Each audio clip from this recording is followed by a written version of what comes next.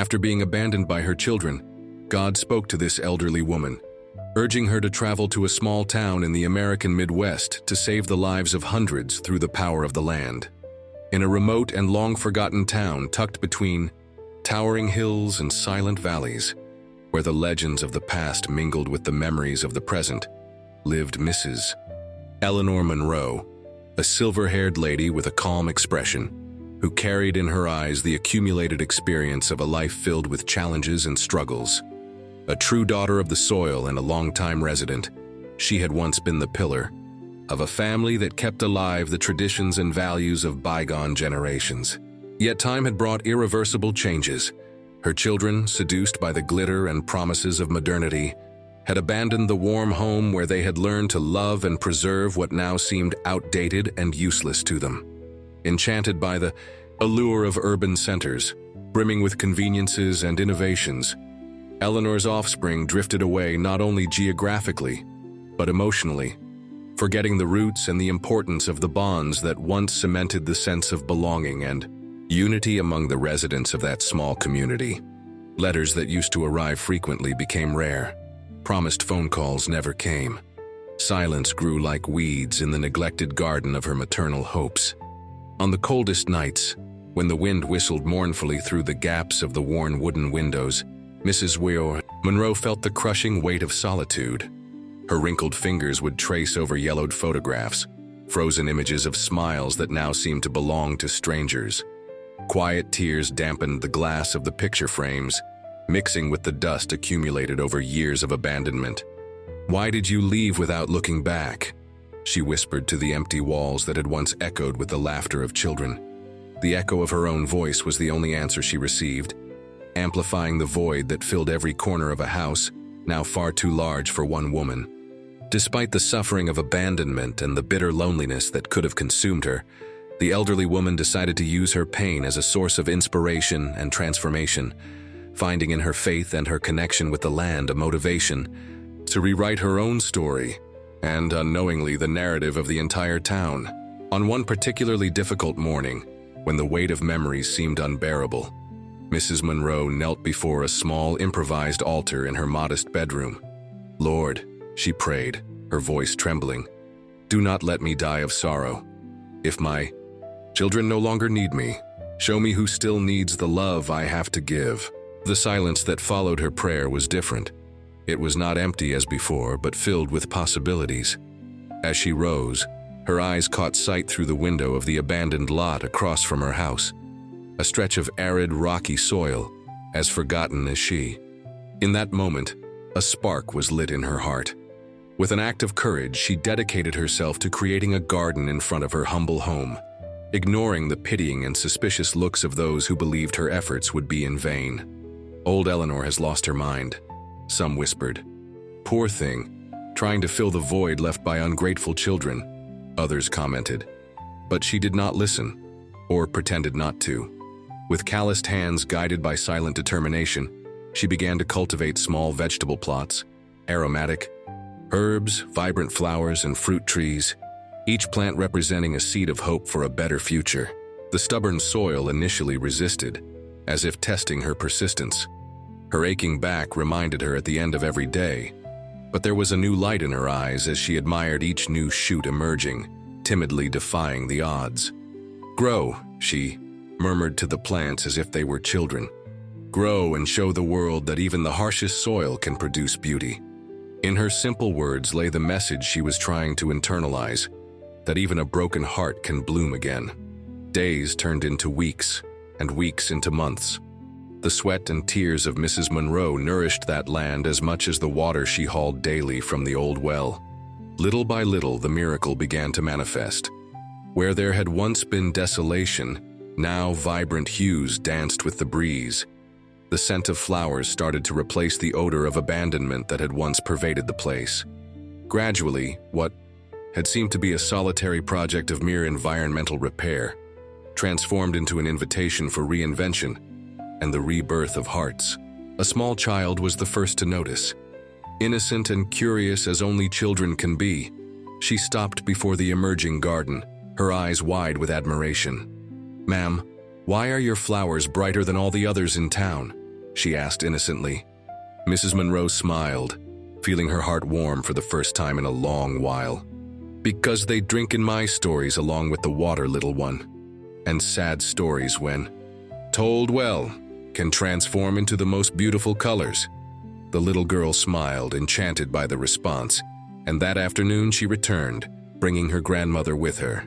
The next day she brought along a friend.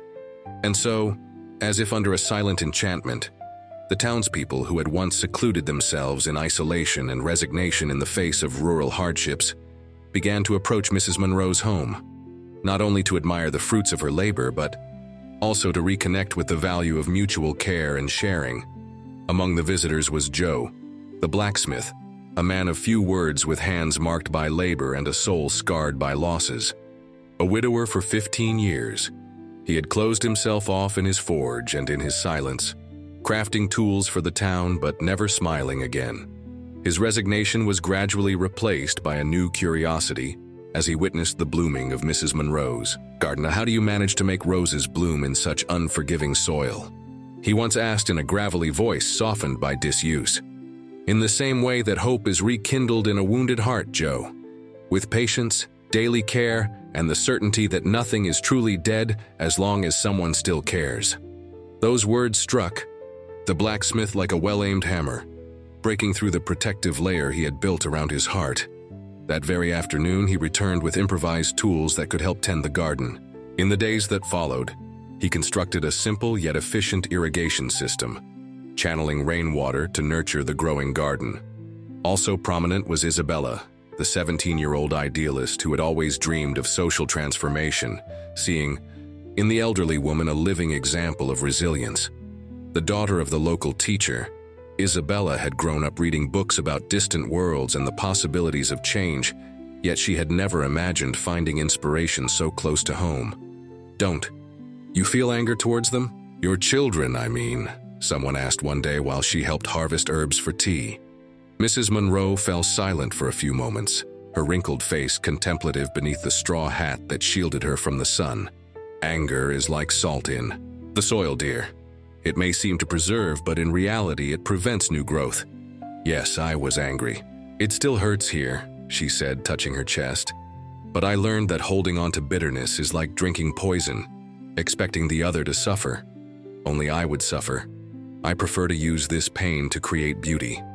Isabella absorbed those words as if they were precious droplets of wisdom, understanding that true revolutions begin within each person, in the ability to transform pain into constructive action. From that day on, she became a constant presence in the garden, bringing along other local youths who had once been lost in the boredom of rural life and the impossibility of escape. This spontaneous and enriching togetherness gave rise to a community that, once marked by loneliness and neglect, began to pulse with a new rhythm of life, where dialogue and solidarity were reclaimed as fundamental pillars. The garden became a meeting point, a place where stories were shared, knowledge exchanged, and emotional wounds exposed to the healing light of mutual understanding. As dusk painted the sky with orange tones, circles of conversation formed beneath the shade of a grand oak tree that Mrs. Monroe had planted at the center of the garden. There, old Mr. August, whom everyone once dismissed as senile and useless, revealed himself as the guardian of ancient medicinal recipes, teaching the younger generation to recognize the curative properties of each plant. Mrs. Constance, a widow, as lonely as Eleanor had once been, rediscovered the joy of sharing her culinary talents, transforming the garden's harvest into dishes that nourished both body and soul during community gatherings.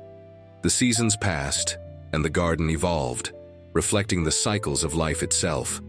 Confronting periods of drought and climatic challenges, Mrs. Monroe's garden became a symbol of perseverance and the ability to transform adversity into strength. Every seed, every flower seemed to narrate the story of a possible rebirth, where abandonment turned into love and pain transmuted into profound lessons. It was during a particularly severe drought that the town discovered the full extent of the transformation that had taken place. When the wells began to dry up and the crops withered under the relentless sun, many feared the end of the garden that had become the town's beating heart. Yet the rainwater collection system constructed by Joe, later expanded by other local Men proved efficient even in those harsh times. More significant still was the realization that in the face of adversity, no one thought of abandoning the space or letting it perish. A schedule was organized to water the most vulnerable plants, carefully rationing the precious water, while ensuring the survival of what was now considered collective heritage. Children carried small buckets, elders shared ancestral knowledge about drought-resistant plants, and young adults dug strategic channels to maximize the scant moisture available. "Look at that," remarked Mr. Anthony, the oldest resident of the town, observing the coordinated and compassionate effort. "It took one abandoned old lady to teach us what true family really is."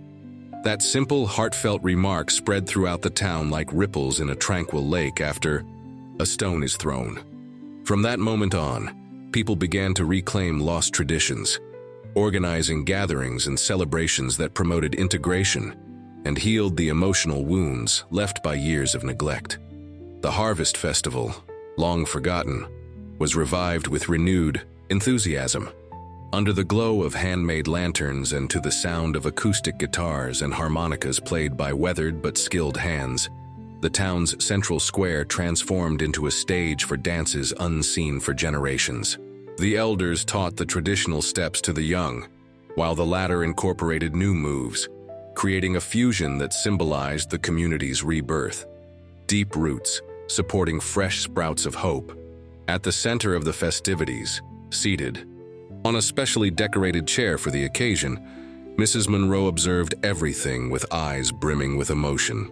Her heart, once heavy with abandonment, now overflowed with a feeling that defied a simple label.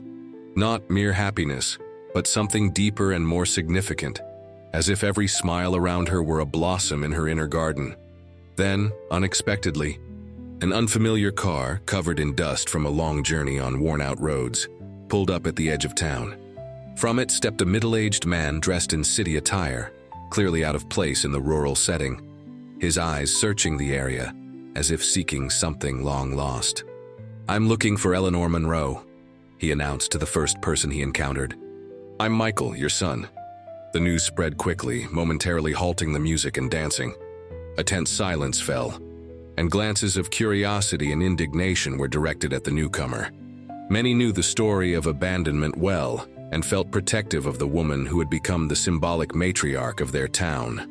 It was Joe, the blacksmith, who took the initiative to lead the visitor to Mrs. Monroe, after warning him in a firm tone. "She built a life here without you. Don't come undoing what took so many tears to create." The meeting between mother and son was like the collision of two very different worlds. On one side stood the dignified simplicity of a woman who had transformed rejection into creative strength. On the other, the awkward figure of a man marked by the signs of material prosperity, yet bearing the deep, visible shadows of unspoken regret. "Mom," he managed to say at first, his voice thick with emotion and perhaps remorse. Mrs. Monroe regarded him in silence for long moments, as if trying to recognize in the man before her the little boy she once cradled. Her gentle eyes now held a complex mixture of undying love and a wisdom that transcended any lingering resentment. "Did you come alone?" she finally asked, her voice as calm as a river that had weathered many storms. "Yes. Michael and Anna. They don't know I'm here. I needed to see you. I heard about what's happening here, the garden, the town's revival. The news travels far, Mom." A murmur spread among the respectful onlookers watching from a distance. Estranged relatives and old acquaintances, once separated in search of a more prosperous life, began to reconnect, motivated by the sublime example of a woman who, even after being abandoned by her own children, had managed to transform, not only her destiny but that of an entire community. "And what is it that you seek here, my son? Forgiveness? Reconciliation? Or just to satisfy your curiosity about how your old mom managed to survive being left behind?" Her words, spoken without bitterness yet with a cutting frankness, struck Michael like arrows. His shoulders slumped, and for the first time since his arrival, the urban mask he wore crumbled completely, revealing the vulnerable face of one who had committed irreparable mistakes. "I came to reclaim what I lost, Mom," peace, meaning. In the city we had money, status, comfort, but something was always missing. I traveled half the world in search of fulfillment, only to understand that what I was looking for had been exactly where I had abandoned it. Slowly, Mrs. Monroe rose, approached her son, and to everyone's surprise, took his weathered hands in her own, calloused yet firm. "Come with me," she said simply, leading him away from the crowd toward the garden that now stretched over what had once been a vacant lot. Under a starlit sky, illuminated by the full moon and a few improvised lanterns, mother and son walked among flowering beds and young, already fruit-bearing trees. As they strolled, Eleanor recounted the story, behind each plant and bloom, relating them to moments of pain, overcoming, and rebirth. "See this rose bush?" She pointed to a particularly vigorous shrub, whose deep red blooms exuded an intense fragrance. "I planted it on the day I received your last letter, 7 years ago. I was so heartbroken that my tears soaked the soil. I thought I would die from the sorrow inside me. But look how it grew strong, nourished by pain transformed into fertilizer." Michael listened in silence, silent tears cutting through his face now shadowed by the night. With each step and every story, he came to understand more deeply the magnitude of what he had abandoned, and, paradoxically, what his mother had managed to build from that very abandonment. "I didn't plant this garden to make you or your siblings feel guilty," continued Mrs. Monroe in a soft voice that contrasted with the intensity of her words. "I planted it so I wouldn't die of sorrow, to give meaning to the days I had left. And in the process I discovered that family isn't only defined by blood, but by those who nurture our soul." She gestured toward the townspeople watching from a distance. "These people became my family when you all left." Overcome, Michael fell to his knees before his mother, sobbing like a child, his urban composure completely shattered by the power of her simple truth. "Forgive me, Mom. Please, forgive me."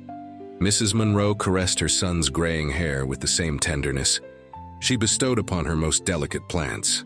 "My dear, forgiveness is like water for parched earth.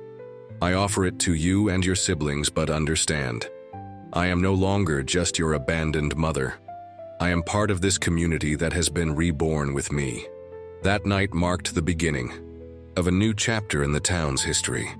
Michael eventually returned to the city, but not as he had once left. He carried with him seeds from his mother's garden, living metaphors for what needed to be reborn in his own life. In the months that followed, he made repeated visits, eventually bringing his siblings, his nieces and nephews he barely knew, and distant cousins who had lost touch. Each visit brought not only family reunions, but also contributions to the strengthening of that community, which had taught them the true meaning of belonging. Resources once out of reach began to arrive: supplies to improve the local school, medical equipment for the modest health clinic, and simple yet effective technologies to optimize both cultivation and water distribution. To the eyes of their neighbors, Mrs. Monroe came to embody the wisdom of those who truly lived. People who had learned that life's true treasures are not found in the fleeting allure of modernity or in material possessions, but in the human capacity to love unconditionally and to renew hope even in the darkest hours. Her actions and teachings resonated throughout the region, awakening in dormant hearts the desire to reclaim a life based on respect, compassion, and a deep sense of community. Never plant out of revenge or to prove something to someone, she would tell the young people who now gathered regularly to learn her lessons on cultivation and life. Plant because you believe in the possibility of growth, even when everything around seems barren and hopeless. The small town, once forgotten on maps and overlooked by officials, began to receive curious visitors, drawn by the stories spreading about the transformation brought about by the garden of an abandoned old woman. Journalists, researchers, and authorities all wanted to witness the phenomenon that defied the global trend of rural decline and aging communities. What is the secret behind this town's revival? They would invariably ask. And the answer, repeated by every resident, from the oldest to the youngest, remained the same in simple words carrying a universal truth. We learned from Mrs. Monroe that when love is planted, Even the most neglected soil can blossom with new life. Over the years, the garden expanded beyond the limits of Mrs. Monroe's property, evolving into a community project that involved the entire town. Every family tended its own plot, cultivating vegetables, medicinal herbs, and flowers in a cooperative system that ensured both sustenance and beauty. In makeshift schools set up under the shade of the broadest trees, children learned not only formal lessons, but also the essential values that had been revived by the example of that resilient elderly woman.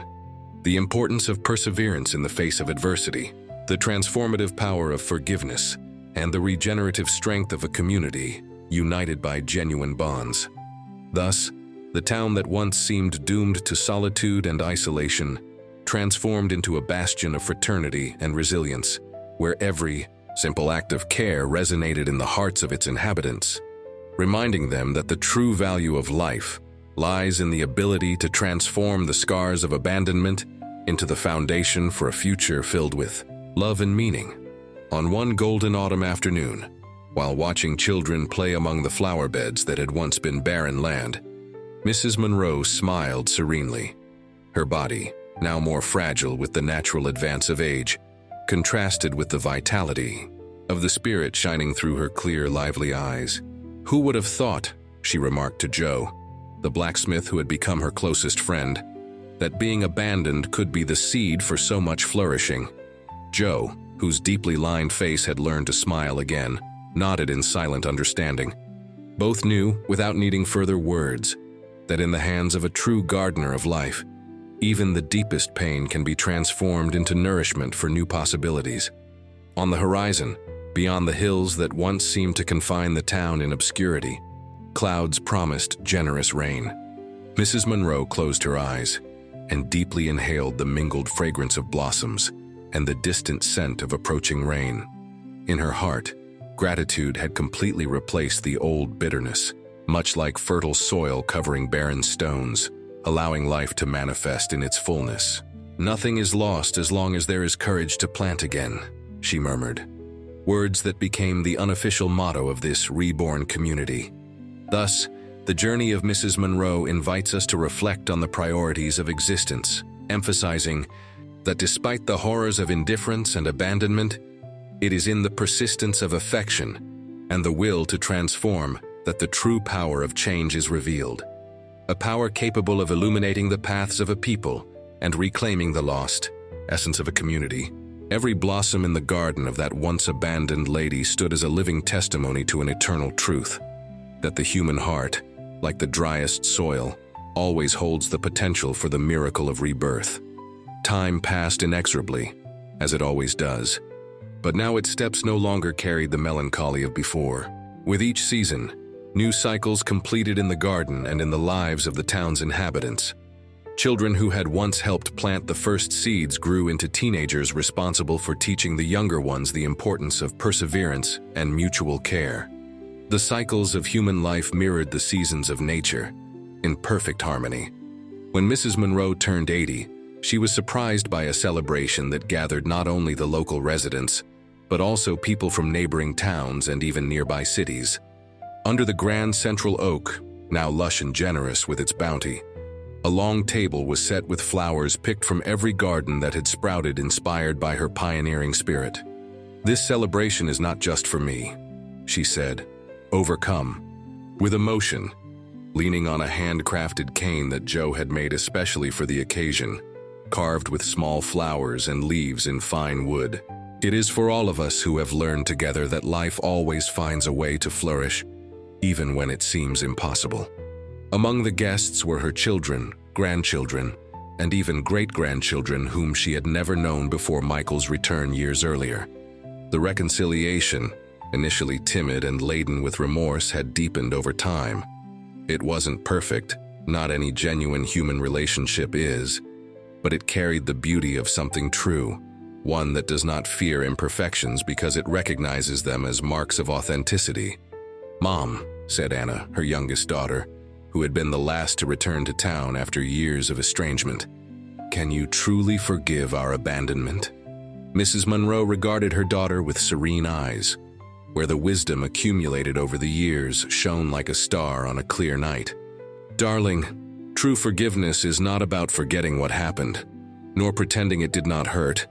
It is about understanding that the pain was part of the journey that brought us to where we are.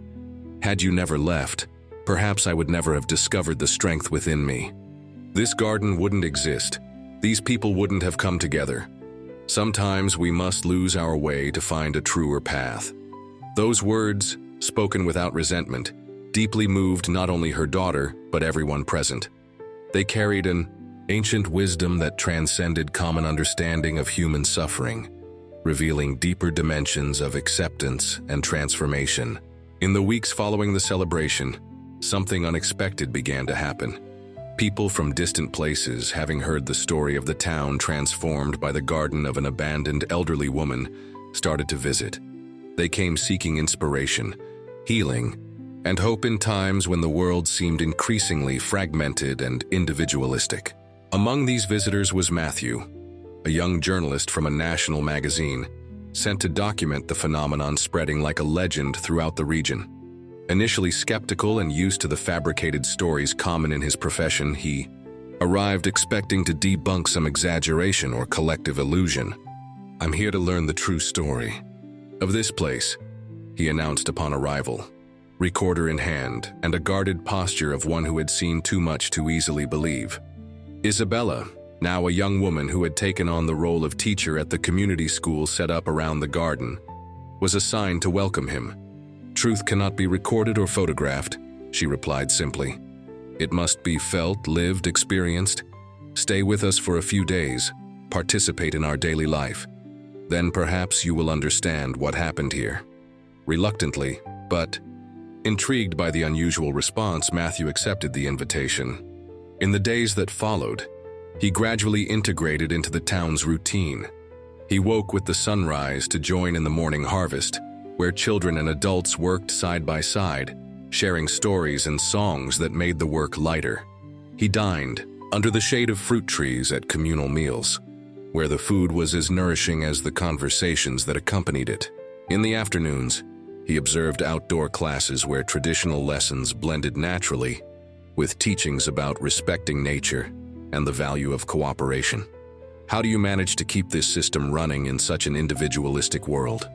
Matthew asked Joe, while watching the blacksmith teach young apprentices the art of working metal with precision and respect.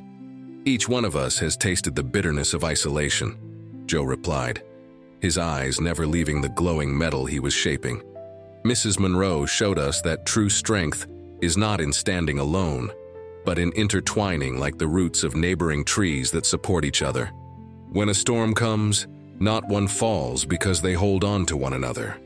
Matthew noted the response, but sensed that something in his usual journalistic approach could not capture the depth of what he was witnessing. His preconceptions and planned questions seemed inadequate before the organic complexity of that community. The night before his departure, Matthew was invited to a private conversation with Mrs. Monroe, a rare honor that few visitors received due to the elderly woman's frailty. "You came seeking a story to tell," she said, seated in her rocking chair on the porch of her modest but welcoming home. "But you are leaving a changed person. I can see it in your eyes." Matthew nodded, surprised by her insight. Indeed, something had changed within him during those days. His initial distrust had given way to genuine admiration, and more importantly, a deep questioning of his own life choices. "How did you know that your personal suffering could transform into something so much greater?" he asked, setting aside his recorder and speaking now as a man rather than as a journalist. Mrs. Monroe smiled, her eyes reflecting the soft glow of the stars scattered across the clear night sky. "I didn't know, my dear. I simply did what I had to do to survive the pain. The rest unfolded naturally, like water finding its path through stones. Life always seeks expression, even in the harshest soils. My only merit was not giving up when everything seemed lost, and perhaps having the humility to accept that my pain might serve a purpose greater than I could have ever understood." That simple answer held a revelation for Matthew. In his relentless pursuit of impactful stories, he had forgotten to live his own with authenticity and purpose. The article he later wrote upon returning to the city transcended a typical news report. It became a manifesto on the possibility of community rebuilding in times of social fragmentation, discussed in academic circles and beyond the usual reach of his magazine.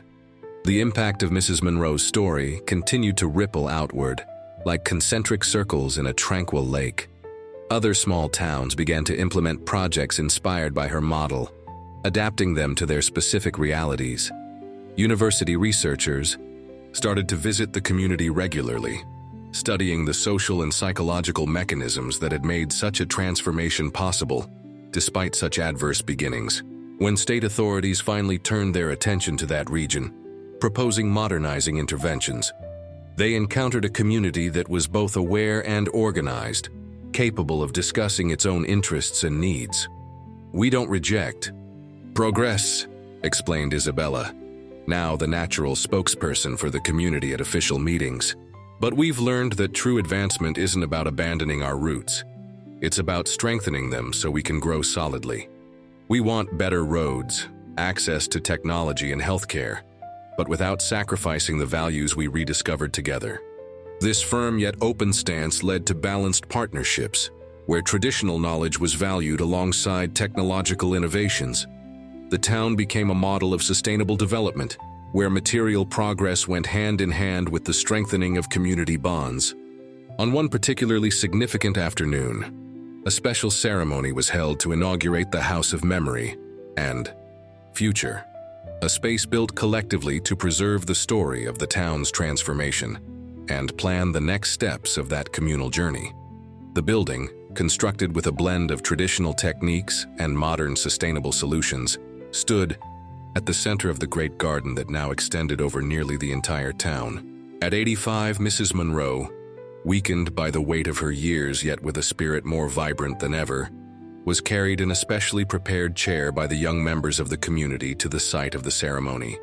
There, under the emotional gaze of hundreds, including her long-estranged children and descendants who had now reconnected with their roots, she planted a small sapling of a yellow trumpet tree, a species renowned for its longevity and brilliant bloom. "This tree," she said in a frail but clear voice, "will witness what we cannot. It will blossom long after many of us have departed, but it will carry the memory of our journey and the promise that it is always possible to be reborn, no matter how devastated our lives may seem." Her simple yet deeply lived words moved everyone present. In that moment lay the perfect synthesis of what they had experienced together: the transformation of abandonment into belonging, of despair into promise, of isolation into community. That night, as the stars shone in an exceptionally clear sky, Mrs. Monroe sat on her porch, lulled by the distant sounds of acoustic guitars and traditional songs emanating from the central square.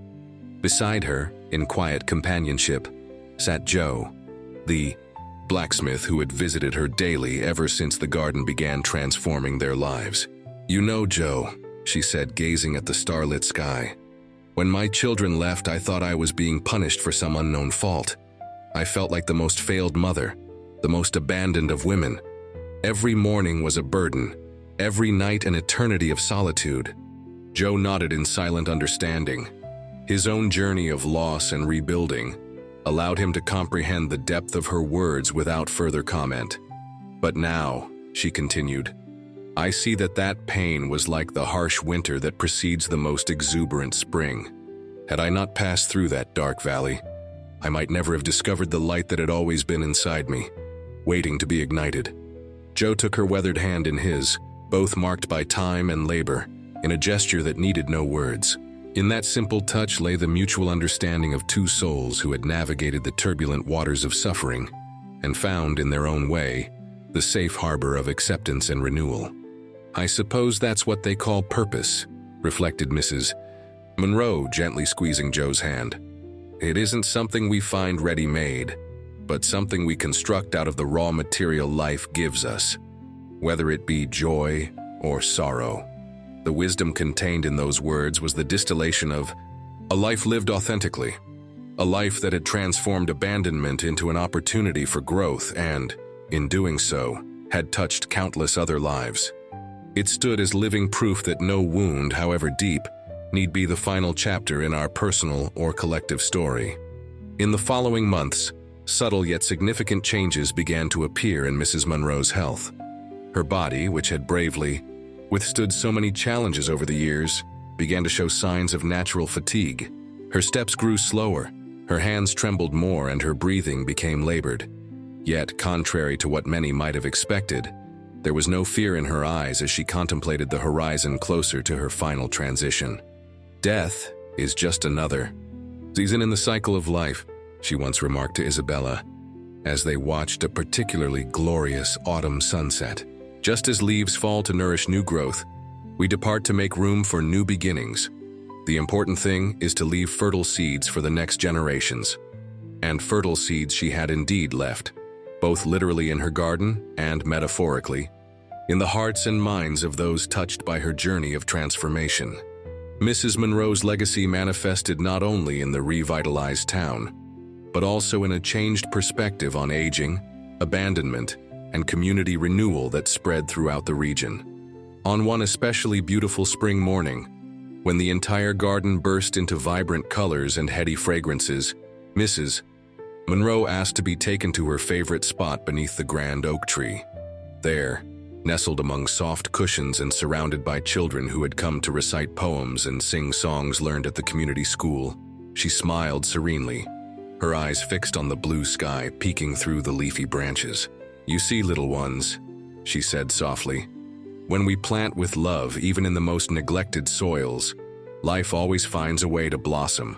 Remember this when you face storms in your lives." That afternoon, as she rested in her simple but welcoming home, Mrs. Monroe peacefully fell asleep and never woke again. Her heart, which had borne the weight of abandonment and found the strength to create beauty out of pain, finally rested, her mission completed with a dignity that would inspire generations to come. The news of her passing spread rapidly, first through the town, then the region, and eventually reaching distant places where her story had traveled through those who knew her.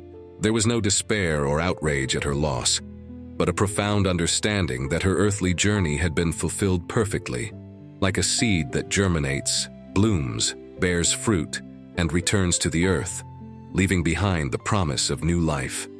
Mrs. Monroe's funeral transformed into an unprecedented celebration of life in that community.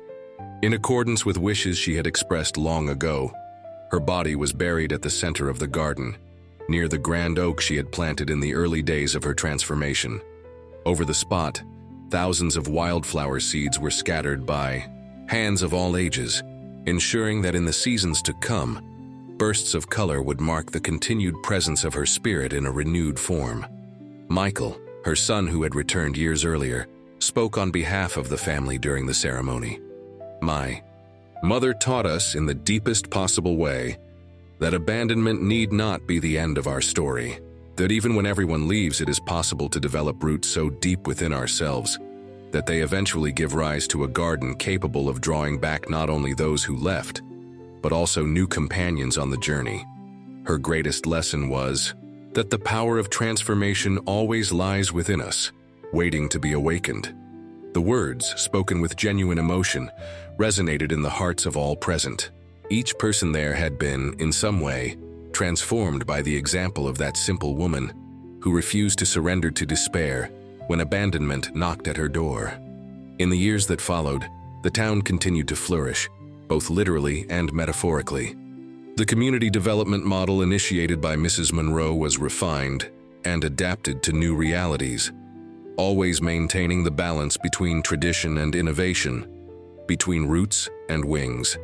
The House of Memory and Future became a center for research and education, welcoming scholars and visitors eager to understand and replicate the successful experience of community revitalization.